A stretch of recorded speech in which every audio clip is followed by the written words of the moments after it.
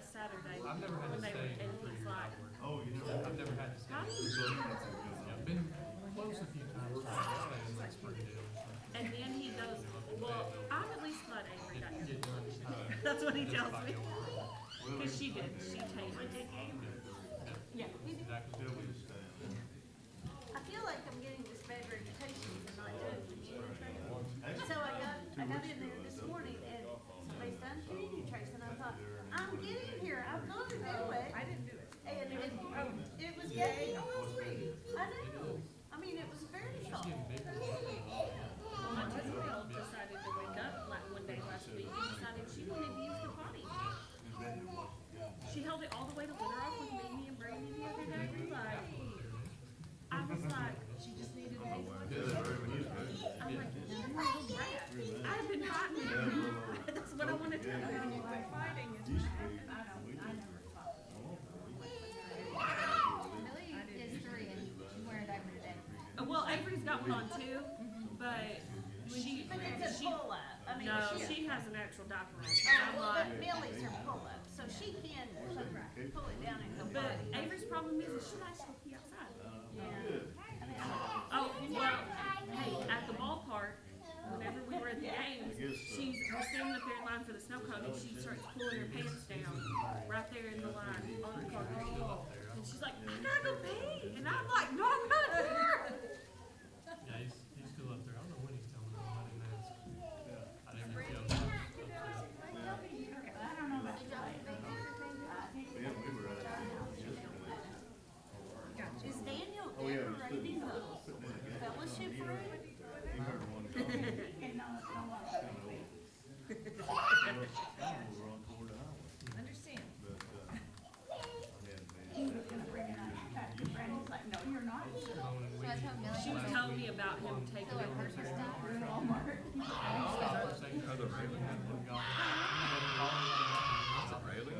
Right down Yeah. Oh, those are new. Yeah. we And used to love it. Alex put them up. And they use them. I mean, Brandon knows, but a lot of people do use them. Yeah, for sure.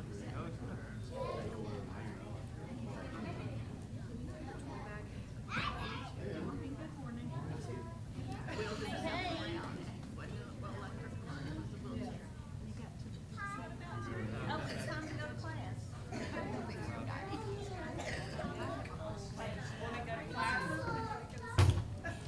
You went to Kingston birthday party yesterday with the designer packs.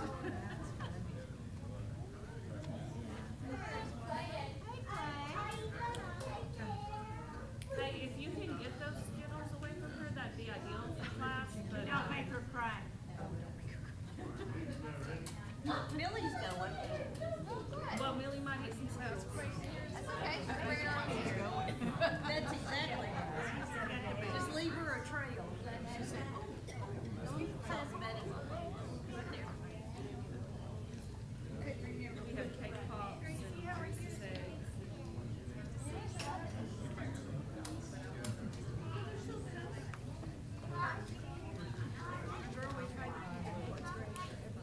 That's what I was gonna say. Brandy might make I told her, I said, I just kept sending her to third and fourth. I hated to move her up. I know, right? Couple of months and she'd be a sixth grader and I'm still sending her in there. She liked it though. Hey, buddy. Oh.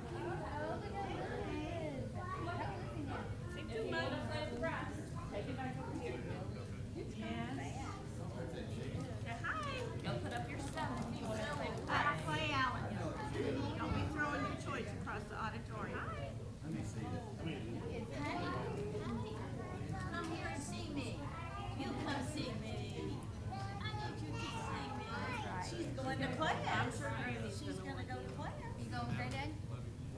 It kind of looks like the back of her Granddad's toe. Is that the Tina and Scott? It's the back. That's Cat. It's the back. Oh, no, I do.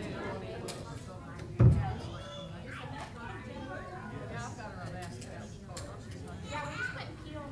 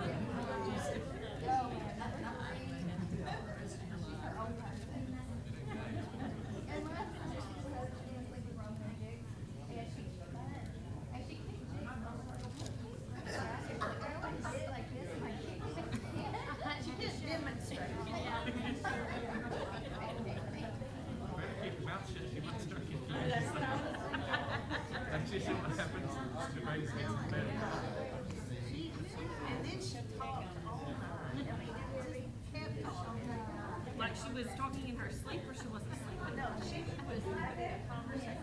She used to have a boo-boo on her leg. She had one on her finger, but it's gone. She doesn't remember how she got it. I mean, it went forever. And I was just like, do you want to watch Paw Patrol? I mean, let's turn on the TV. Something. Please let me be able to sleep. Hey, somebody's in your room. Okay.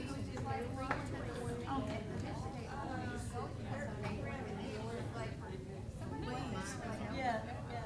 You want to hold her? You can hold her. Be careful what you wish for. I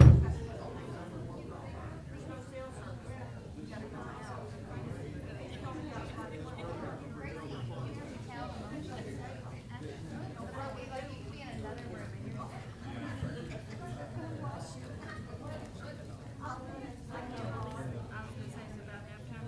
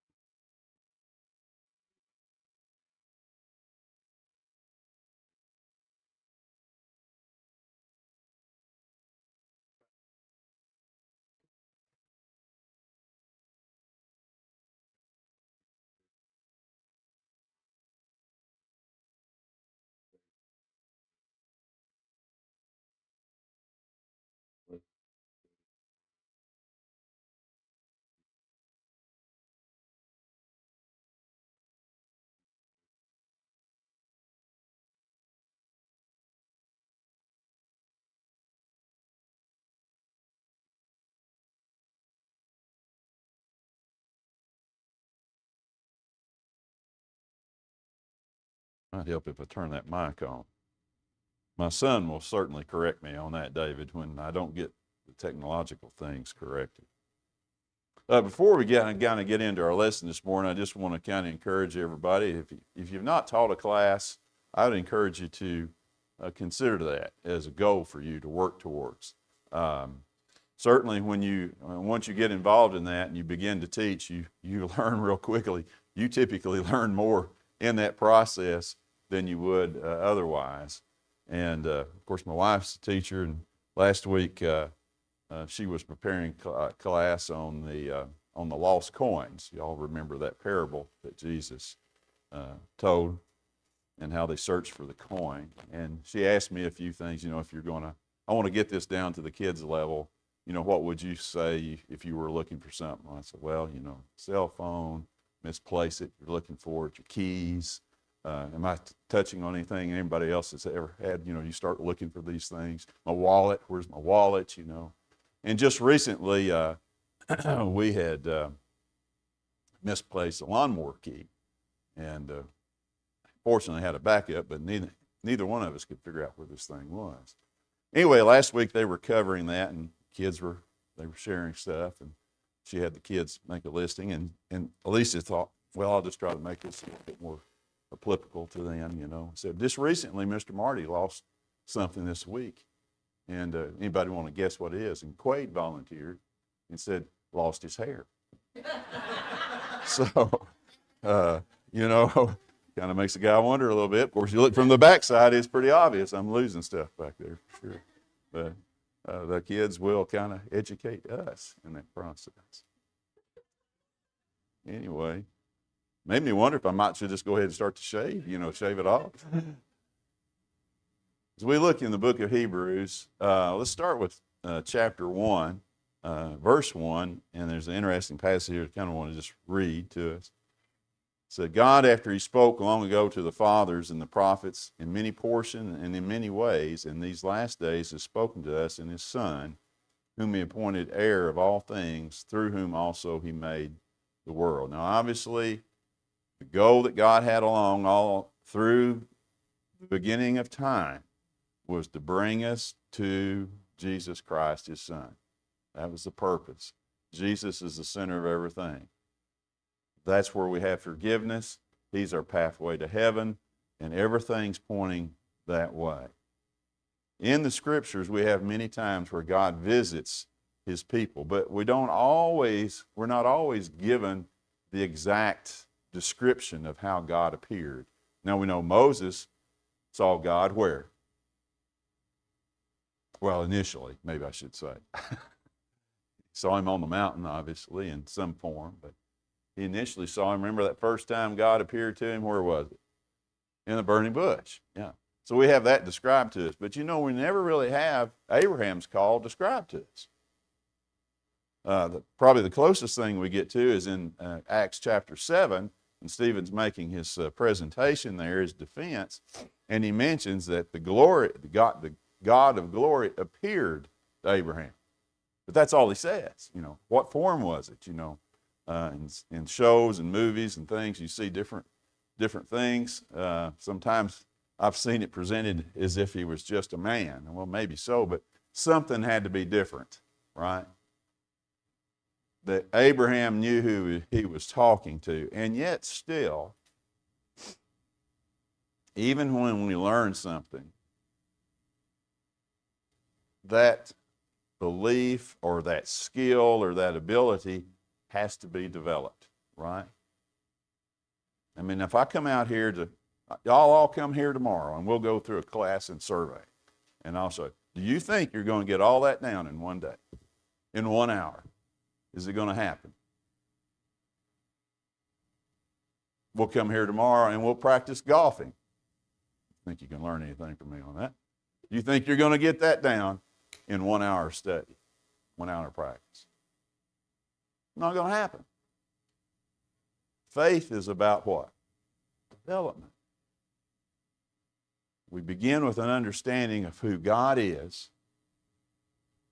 and then we have to keep growing in that process. And does that growth ever stop?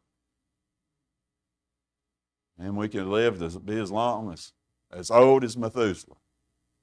And I'm sure we'd be saying something, we're still growing. And of course, Terry, I always come back to your relative, Danny, I believe it was, Danny Sullivan, who visited here with us many years ago at a youth rally. And he was talking about when he went to see his grandfather in the nursing home. And he walked in there, and his grandfather was studying from the book of Ezekiel, which is not the easiest book to read, right? And not the easiest book to understand. And he asked his grandfather, why are you studying there for? He said, well, I thought I might have missed something, right?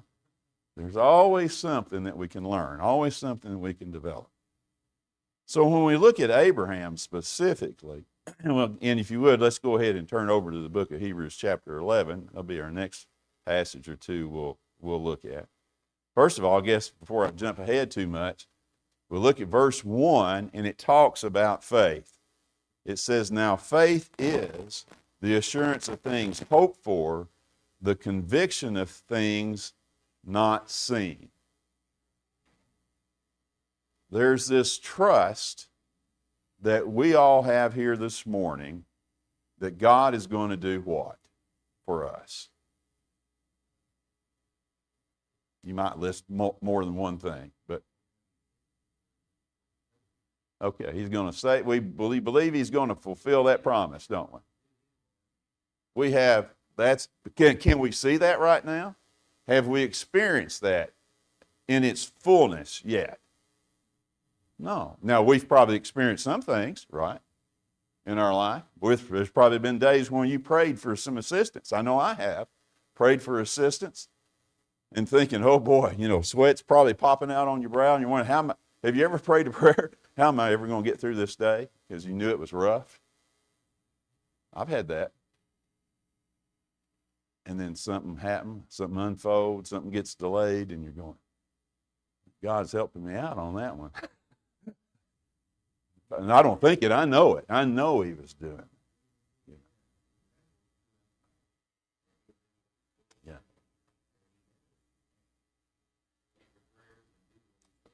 Right.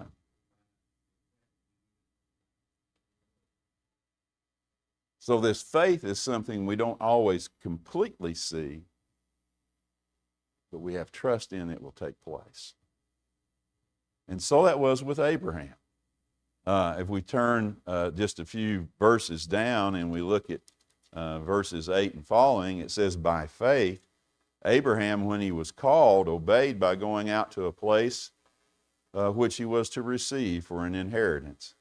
And he went out, not knowing where he was going. Now, again, Stephen, in his defense in Acts chapter 7, informs us a little more clearly that the call initially came when Abraham was near the city of Ur in Mesopotamia, in Chaldea.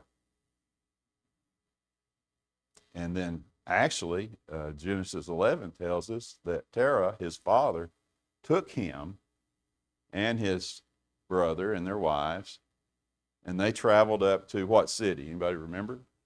Or community, maybe I should say. Haran. And they stayed there for a while. Now, that was a little bit of a journey. That's not where God intended Abraham to go. That wasn't, but they got there and they stopped. And I'm not saying that was against God's plan necessarily, but that's where they stopped. And then Terah passes away, and Genesis chapter 12 seems to be what would be maybe the second call that God makes to him. We'll read that passage here in just a moment. And then Abraham goes to a land that he didn't know where he was going. But he had some trust that God was going to fulfill his promise. In fact, let's just go ahead. Keep your finger there at Hebrews. Let's turn to Genesis chapter 12. Passage I know you've probably got committed to memory, but it's good to read it. 12 verse 1 says, now the Lord said to Abram, as he was known then, go forth from your country and from your relatives and from your father's house to a land which I will show you. And I will make you a great nation, and I will bless you, and I will make your name great, and so you shall be a blessing.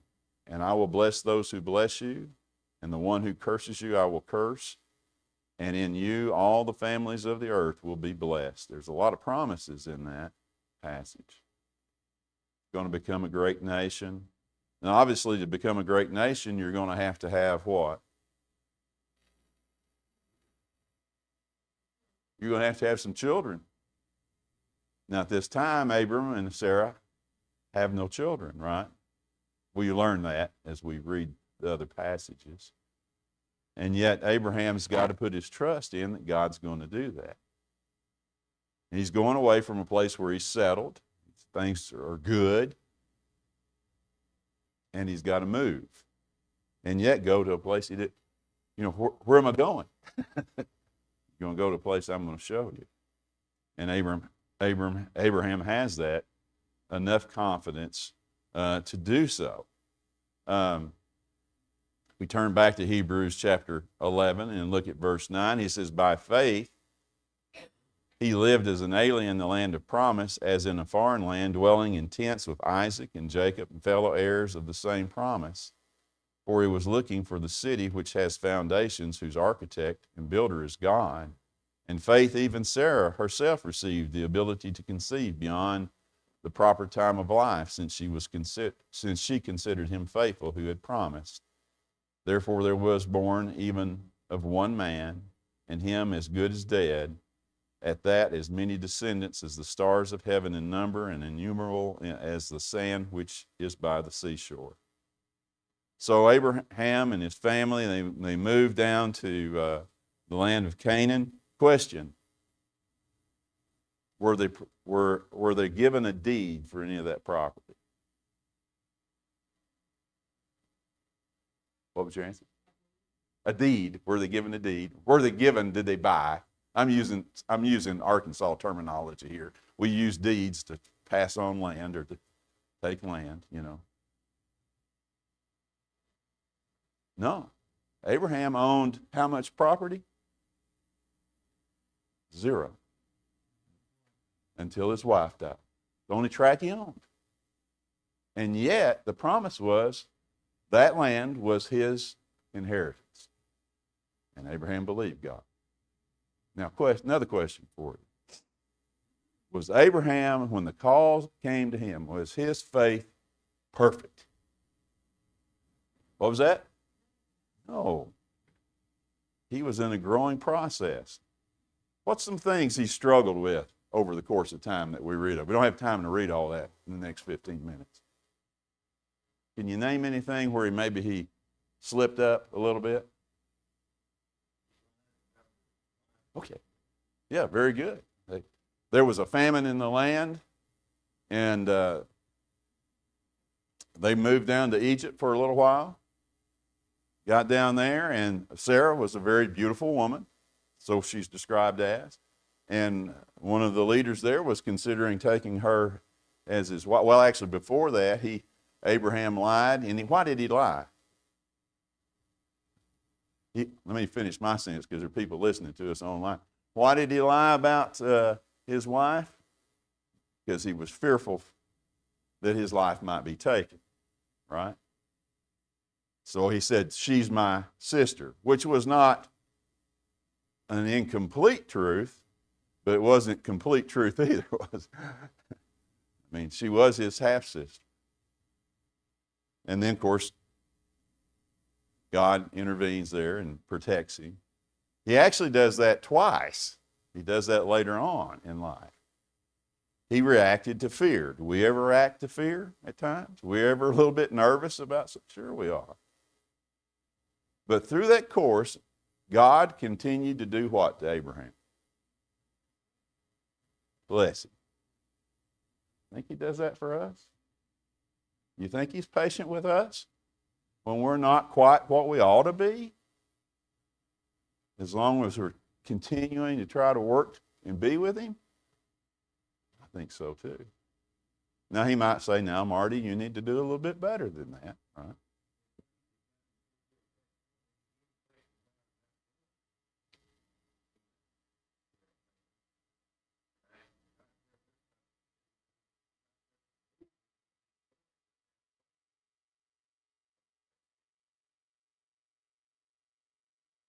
He did go.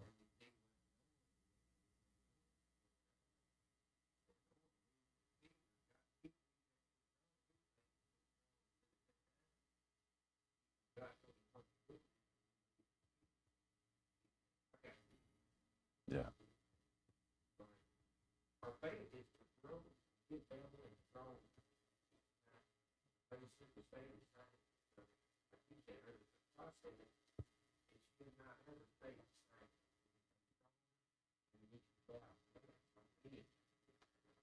Yeah, we still may have a few little, we'll call them hiccups along the way, right?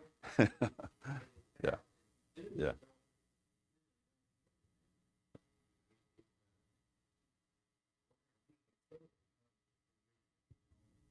Absolutely. He's going to fulfill it. But when we have a hiccup occur, we don't need to become so overly discouraged that we walk away from it, right?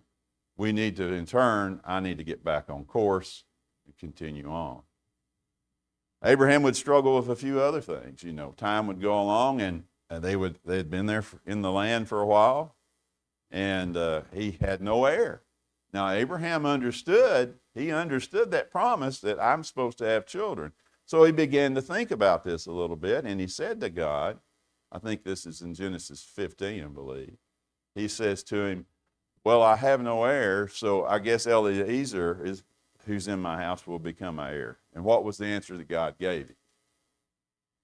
No, Abram, that's not the case. In fact, go out and look up at the stars in the sky. Count them if you can. And so shall the number of your children be. Your descendants, I should say. And Abraham believed him, and it was counted to him as righteousness. He believed that God would fulfill that promise. And yet still, Abraham's faith wasn't fully developed, not completely. Time goes by even more. Sarah grows older. And what does Sarah finally say? There's still no children. I need to put that. There's still no children.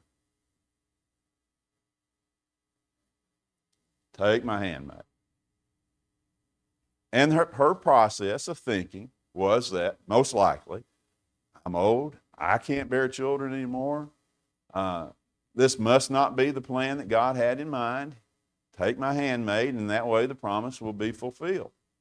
That takes place, and Ishmael's born, and up till the time he's about 13 or 14, Abraham probably believes he is the heir that God had talked about. But then God comes and visits Abraham. And he says to him, I'm going to have to really speed this up. My time's going. He said to him, Ishmael's not your heir. You see, I fully believe that the delay in all this process was for you and I as much as it was for anybody else. God wanted to show you and I and the rest of the world that he keeps promises even when it seems impossible. He told Abraham, Sarah is going to have a child. And Abraham and Sarah both kind of struggled with that initially, kind of with a laugh, you know. But God says, a year from now, I'm going to come back, and you're going to have a child. The promise was that we needed to know we get to God through his promises and not any other way. Because Isaac clearly becomes the child of promise. Because how old was Sarah when she gave birth?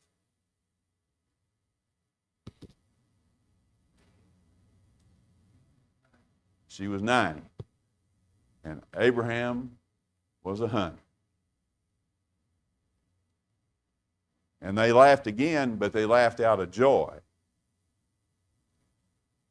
And they named him Isaac. Because God kept his promise when it seemed like totally impossible. And it was impossible except by the hand of God. From the human part, that's what I'm talking about. From a human, it was not possible. She didn't bear a child because it just happened to be a freak in nature. She bore a child because God blessed her at 90 years of age. And so the child of promise was born. And Abraham's faith is really starting to grow. His call that we read of in Genesis 12, we learn, and I didn't read down far enough, I needed to go one more verse. It tells us he was 75 at that time. So 25 years have passed, and now the child of promise is here. And time begins to unfold again. The child grows older. And Abraham's faith is growing stronger. And then comes the test. Genesis chapter 22. What does God ask Abraham to do? To sacrifice. sacrifice. Take your son, your only son, and offer him. If God had asked that question earlier, he might not have been able to do it. It may have been too soon, but his faith has grown and he's stronger now. We're told in 1 Corinthians, I believe it's chapter 10, that we will not be tested beyond what? That which we can endure. And when that temptation comes, there will be prepared for you and I what? A way of escape. But this seems strange because this is God giving the commandment. This is not something that's happened in our life. This is God giving that commandment to go and do. And so Abraham begins the process. The child, some servants, and Abraham begin the journey. And they go to the mountains, and God leaves the servants, and then Isaac and Abraham make the trip up to the mountain. Let's look, if you would, in Hebrews again, 11, and let's see if I can. I believe we want to drop down to verses 17. Yes. By faith, Abraham, when he was tested, offered up Isaac, and he who had received the promises was offering up his only begotten son. It was he to whom it was said, in Isaac your descendants shall be called. So now, okay, so Abraham's got this understanding. Isaac is the son of promise, not Ishmael. I'm supposed to have descendants. Okay? If Isaac is deceased, then the rest of that cannot happen. And it's, from what Hebrews is about to tell us here, Abraham must have put this together, and his trust is in who? In whom? God. Verse 18 again. It was he to whom it was said, in Isaac your descendants shall be called. He considered that God is able to raise people even from the dead, from which he also received him back as a type. So he had that faith that God would still fulfill his promise, even though he was asking him to do something very difficult. And then, of course, God stopped the offering of Isaac, right? Hold your hand, don't harm the boy. And there was a ram, right? Wasn't it a ram? And then what I'm remembering? Okay. That was in the bushes. Why would God do this? Why would he put his servant to the test?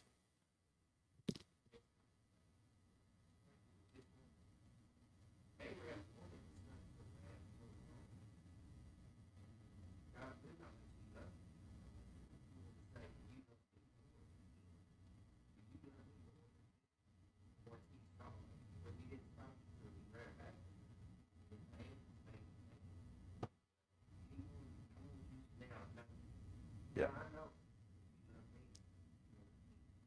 And he says that in that passage, yeah. Well, and all that's true. It definitely was a test, and God says, now I know. That's, if you go back and look in Genesis 22, it says that. But I propose to you this morning that the main purpose was a prophecy. A prophecy of what God would do. Because God would offer his only son, but he wouldn't stop the knife that time. He would offer Jesus on the cross. This is a sign over 1,000 years before Jesus will fulfill that. This is a sign where God shows how much he loves us, loves his creation, that he will offer his son for the sacrifice of the sins of the world. Notice how the writer here talks about Isaac being the only begotten son. Now, quick question, and I know you know this answer. Was Isaac the only son of Abraham? No, we've already talked about Ishmael. In fact, was Ishmael and Isaac the only sons of Abraham? No. There would be 6 others that become several years later. Okay. But Isaac was the only promised son. He was the only one who God intended to keep things through, which again is a focus on who? Appointing, I should say. Appointing to Jesus.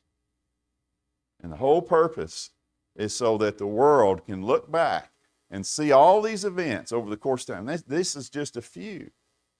But they can look back and see how Jesus fulfilled all those things, and he is the promised one that has been intended for us since the beginning of time.